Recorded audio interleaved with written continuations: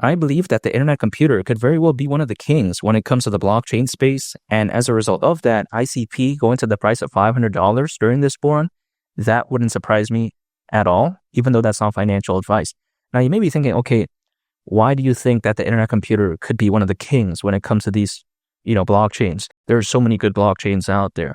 But I think with the internet computer, something like Solana, for instance, Ethereum, people also like BNB, I think they could have kind of feel obsolete, really, with something like this. They could just kind of feel a bit useless because if you take a look at the internet computer, this is like as if Michael Jordan stepped into like a high school game or like a college game, and then, you know what? It's not even fair.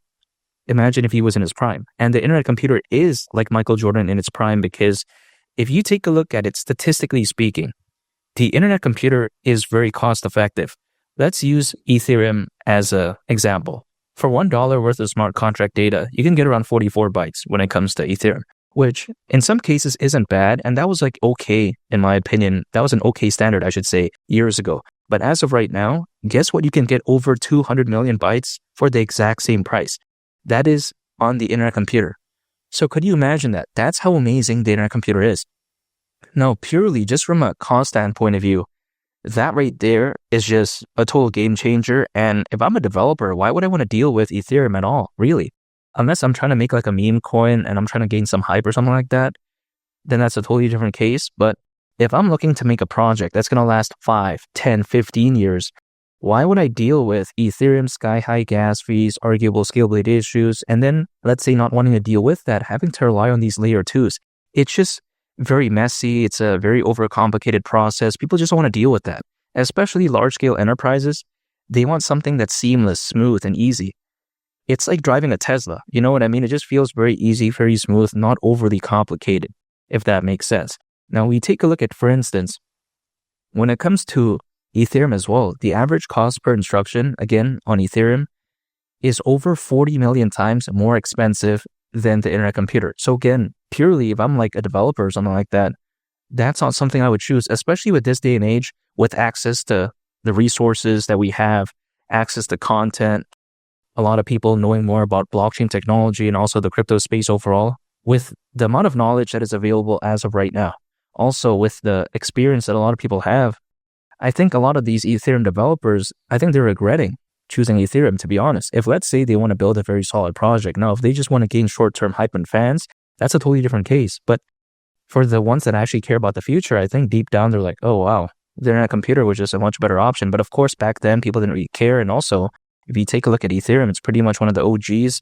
So of course, people gravitated to that. But I think it's about time people change their mind. You know what I mean? The internet computer is like Tesla. In the beginning, people didn't really understand it, but as of right now, everyone pretty much wants a Tesla. You know what I mean?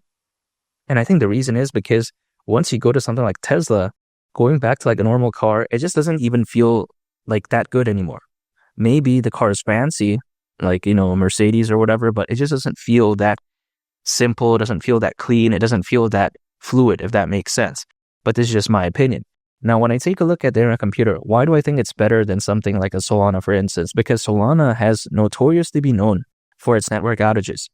Now, I'm not saying that it's going to keep happening like every day or something like that, but at one point, it did experience allegedly 8 in a year. Could you imagine that? For a Layer 1 blockchain with that amount of fans, that amount of hype, with an ecosystem that is pretty decent, having allegedly 8 different network outages in just a time span of a year, that's completely embarrassing in my opinion. Like, how is that even possible? That's like almost once a month. That's crazy. Now, granted, it's been fixed allegedly, but we don't know in terms of the longevity. And we don't really see any of this type of nonsense when it comes to the internet computer. Could there be something fundamentally wrong with Solana? Who knows? Maybe it got fixed, but it's just not that great. You know what I mean? Solana's like an amazing car that you have to service like every month or whatever like that. That's complete caca. We don't want that. So again, I think the internet computer is just very special. Now, why is it, I think, even more special than something like BNB? Because people like to say, okay, we prefer BNB over ICP. But if you take a look at the BNB smart chain ecosystem back in 2023, even according to Crypto.com research, slightly over 2% of the crypto hacks that happened that year actually occurred on the BNB smart chain ecosystem. Now, 2% or slightly over that, I should say, may not seem that bad at first glance because people are like, okay, just 2%, who cares about that? But when you consider how massive the crypto space is overall, that's like terrible, in my opinion. That's like slightly over 2 out of every 100.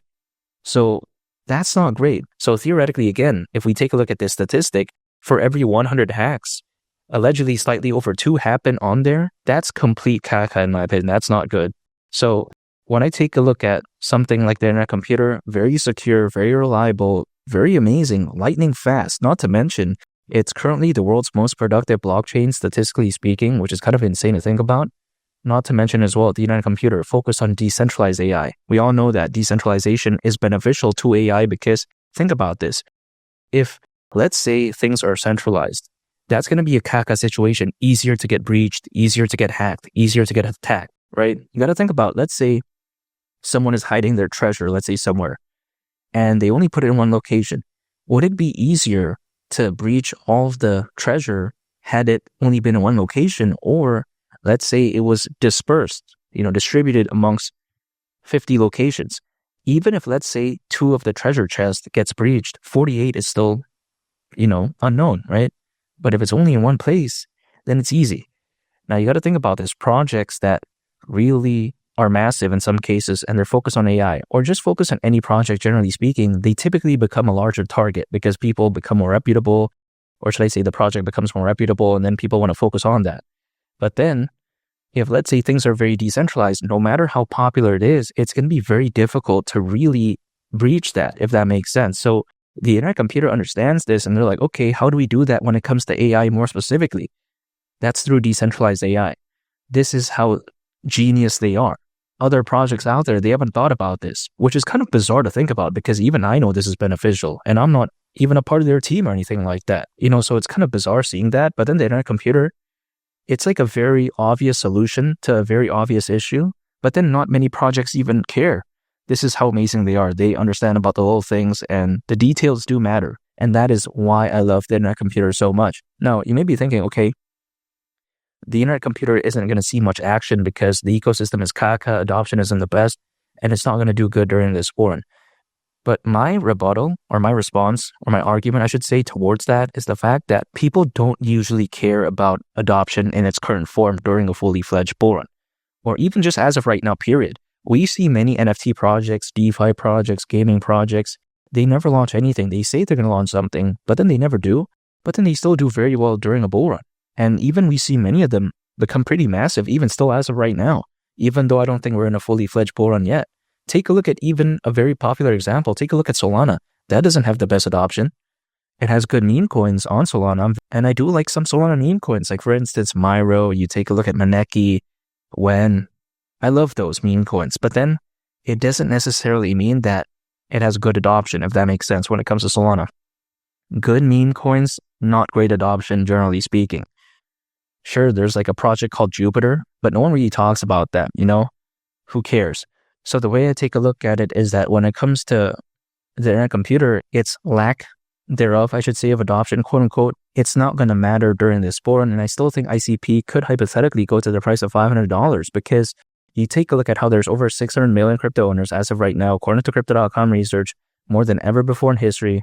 You take a look at the Bitcoin ETF, the Ethereum ETF. Now, personally, I wouldn't acquire Ethereum, but of course, its ETF is going to be beneficial in terms of creating a positive sentiment.